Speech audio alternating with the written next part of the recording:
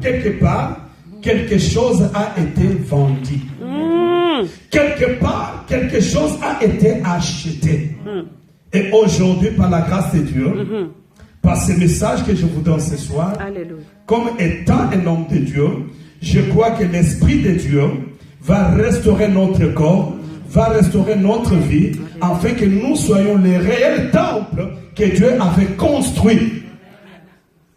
Que nous soyons la véritable personne que Dieu a créée.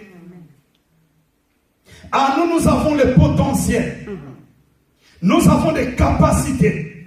Chacun de nous a été doté de capacités extraordinaires. Amen, amen. Jésus. Quand vous lisez en Matthieu chapitre 28, le verset 18 au verset 20, la Bible nous dit que tout pouvoir m'a été donné dans les cieux et sur la terre. Là, je vais parler pendant quelques minutes en ce qui concerne le pouvoir. Et en Actes des Apôtres, chapitre 1, le verset 8, la Bible nous dit, le Saint-Esprit survenant sur vous, vous recevrez une puissance. Et c'est alors que vous serez mes témoins. Amen. Alléluia. Dans ces deux passages, je vais distinguer deux sortes de pouvoirs que Dieu a donné à l'homme, qui est son temple. Nous avons deux pouvoirs. Le premier pouvoir, c'est ce que nous trouvons en Matthieu chapitre 28, le verset 18 à 20. En grec, ce pouvoir s'appelle l'exousia. Exousia. Amen. Amen. Exousia veut dire quoi? C'est le pouvoir qui est légué. Ce n'est pas le pouvoir qui nous appartient. Il y a quelqu'un qui nous a donné le pouvoir. Amen. Amen. Au nom de Jésus-Christ, nous avons le pouvoir de chasser les démons, de transformer des vies, de changer l'environnement. Nous avons le pouvoir de transformer des choses. Ce n'est pas le pouvoir qui nous appartient, c'est le pouvoir qui nous a été donné. Voilà pourquoi quand on prie, il faut toujours dire au nom de Jésus. Amen. Quand on chasse les démons, il faut les chasser au nom de Jésus. Amen. Quand il faut guérir les malades, il faut les guérir au nom de Jésus. Et ce soir, je profite pour dire, si tu étais entré ici malade, que mon Dieu te guérisse au nom de Jésus. Si tu avais un problème, reçois la solution à ton problème au nom de Jésus.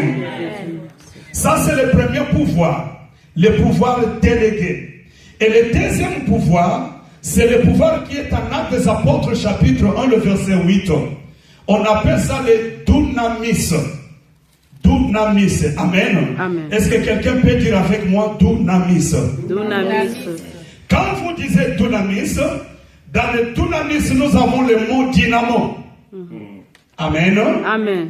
Pour ceux qui connaissent le domaine électrique, le dynamo, c'est une machine mécanique qui fonctionne d'une manière mécanique, mais il transforme l'énergie mécanique en énergie électrique. Amen. Amen. Si nous avons des lampes qui allument, c'est parce que quelque part il y a une source. Il y a un dynamo qui travaille. Et ce dynamo travaille d'une manière mécanique, mais il transforme l'énergie mécanique en énergie électrique. C'est ce que nous sommes, les enfants de Dieu. Un enfant de Dieu qui a le Saint-Esprit, il a le pouvoir de transformation.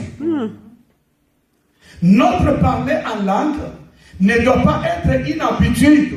Je parle en langue aujourd'hui, je parle en langue demain, mais il n'y a rien qui change dans ma vie. Quand je parle en langue, j'ai le pouvoir dynamique de dynamo et je suis capable de changer mon environnement. Amen. Je suis capable de changer la situation.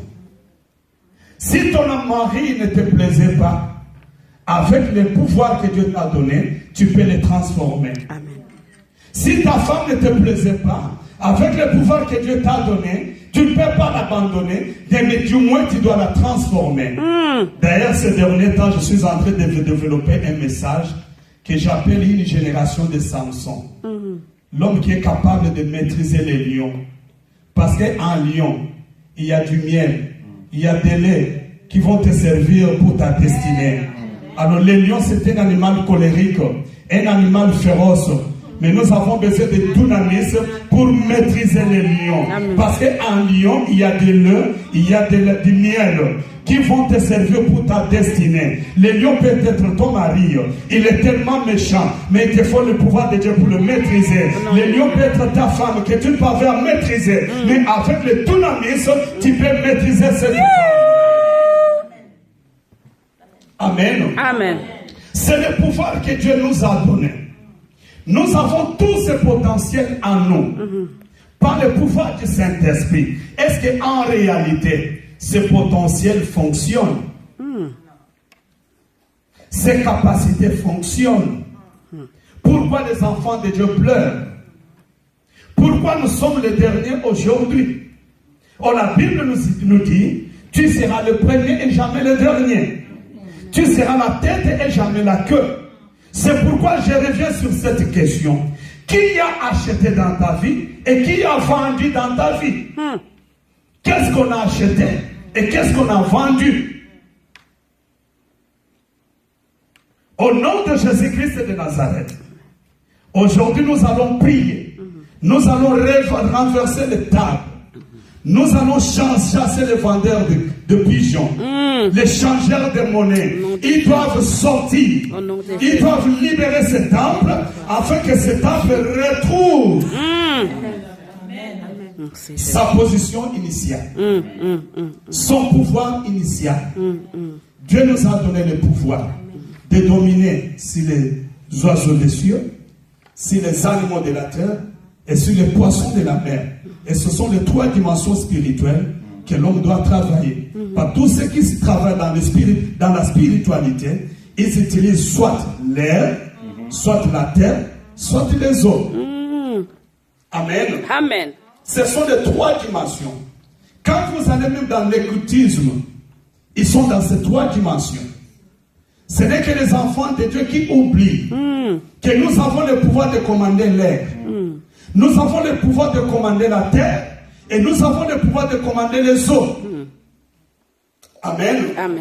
Qui a vendu dans ta vie et qui a acheté dans ta vie? Toutes ces choses doivent être restituées. Et beaucoup d'entre nous, nous sommes vendus. Je vous dis la vérité. Changer le continent n'est pas changer sa condition. Parce que je croyais qu'en Europe, il n'y a pas de fous. Mais quand j'étais en Italie, j'ai vu un blanc qui me demandait 100 francs, 100 euros. J'arrive ici en France, je vois une fois la gare, il s'écrit là, je dis oui, les réalités spirituelles sont partout. Les temples, on a changé les temples. On a vendu le véritable temple. On a échangé les véritables valeurs du temple. Et le temple n'a pas de valeur. Le Seigneur dit ce temple, c'est un lieu de prière. Mais aujourd'hui, il est devenu une caverne de voleurs. Dans ta vie, qui a vendu et qui a acheté? Il y a des générations passées. Quelque chose a été vendu. Il y a des générations, quelque chose a été vendu. J'aimerais qu'on nous lise Jérémie chapitre 35, du verset 1 jusqu'au verset 8. Je vais conclure ce soir. Amen. Amen.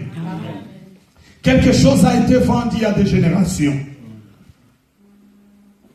Une génération a été vendue. Un peuple a été vendu. Il y a des choses qui se passent dans nos familles. Il y a des choses qui se sont passées dans nos familles. Et si vous ne faites pas attention, vous allez continuer avec le christianisme des Solcans. C'est-à-dire, vous serez la tête et jamais la queue, mais vous n'avez jamais été la tête. Vous serez le premier, jamais le dernier, mais vous n'avez jamais été le premier.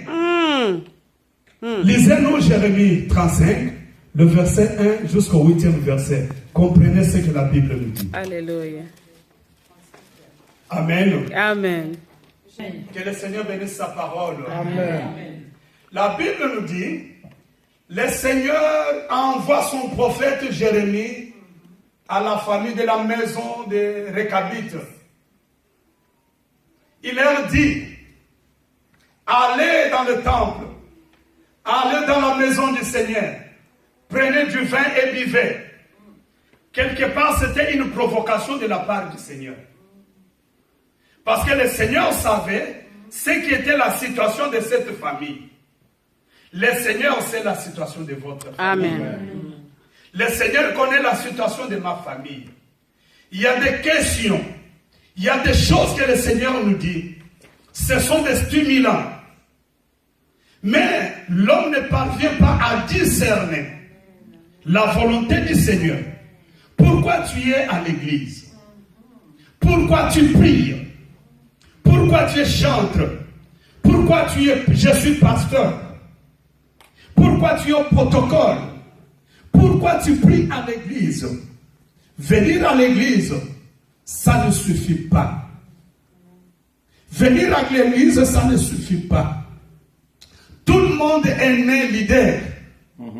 Or, la leaderance, c'est l'habilité d'influencer les autres. Celui qui vient à Dieu doit influencer les autres. Amen. Amen. Et parmi les personnes que nous devons influencer, c'est aussi les membres de nos familles. Mais dans nos familles, il y a des lois. Dieu a utilisé ces stimulants. Allez dans la maison du Seigneur. Là, vous allez boire du vin. Mais